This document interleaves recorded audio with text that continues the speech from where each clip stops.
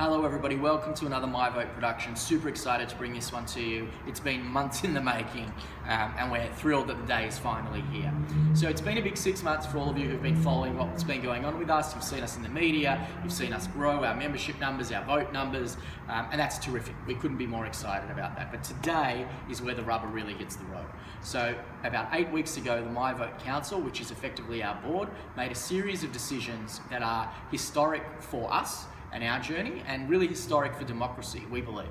Just as MiVote is the most robust and thorough democratic innovation that exists in the world today, what we're about to now announce to you is equally unique to MiVote, is equally significant to democracy. MiVote has decided, has now been board approved, to move into a decentralised deployment model. And what that means is that we're no longer going to become a political party. So we listened to what you had to say over the hundreds of conversations we've had since we launched, and we believed that there was an integrity problem. The why of MiVote was the problem. We'd identified that parties and party politics were one of the core reasons that democracy didn't work, and yet we were going to become a party ourselves. And we recognised that was a problem, and we're serious about doing something about that. So what does becoming a decentralised model mean? Well, what it effectively means is that MiVote is going to stop becoming the party that takes on other parties. And what we're going to become is the technology platform that enables every individual on earth to make their own decision about whether or not they want to represent their community with democratic principles. That is a really significant position for democracy to take in a technological age, because what it means is it strips away the need for you as an individual either to vote for people within parties that come with baggage and legacy and ideology, or to represent a party and to need to be approved by that party as being an appropriate candidate to represent the community that you already live in.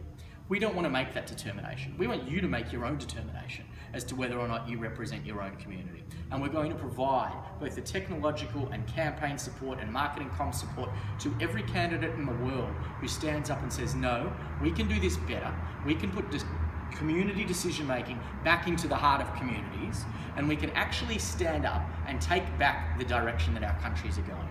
So what does all of that basically mean? Nobody's going to be beholden to parties anymore. That's a terrific thing. Everybody can run if they want to run, and every voice can be heard by simply clicking a button, and that's an exciting place to be.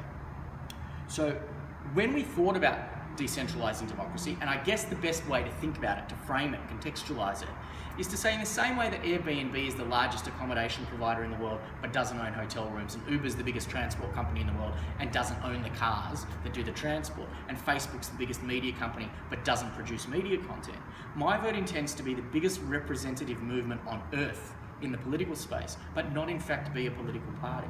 We're going to support every candidate with templates, with crowdfunding, with voting, with AI for research and everything else you can imagine at market best practice technology. The other decision that's been made, and this is really crucial, is because the technology that we've built already is being there's interest in the commercial space to use it in a whole variety of different ways that have nothing to do with politics. So for example, people are looking at it as a mechanism for whistleblowing technology because blockchain allows the anonymity. Other groups are looking for it as a smart cities outcome. Other groups are looking at it for participatory budgeting at a local level. All of that can be used, but we have a remit that says MiVote won't work and take corporate dollars.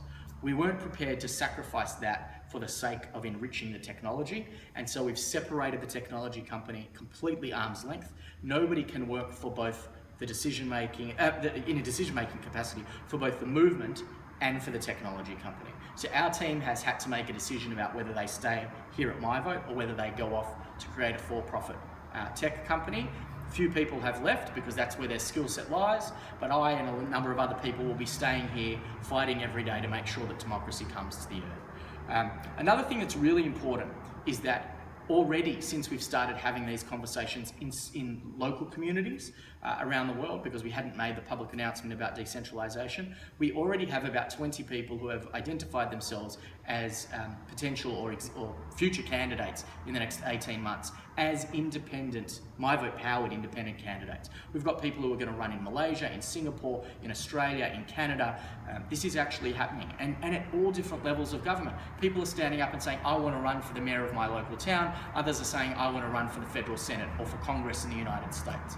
So now is the opportunity to stand up and be heard. If you believe that there are people in your community who trust you and you genuinely care about your community, this is the only opportunity in the world to not have to stand around and raise millions of dollars to run on somebody else's ideological platform that doesn't ever deliver the will of the people. MiVote looks forward to helping democracy spread, and we look forward to speaking to you soon.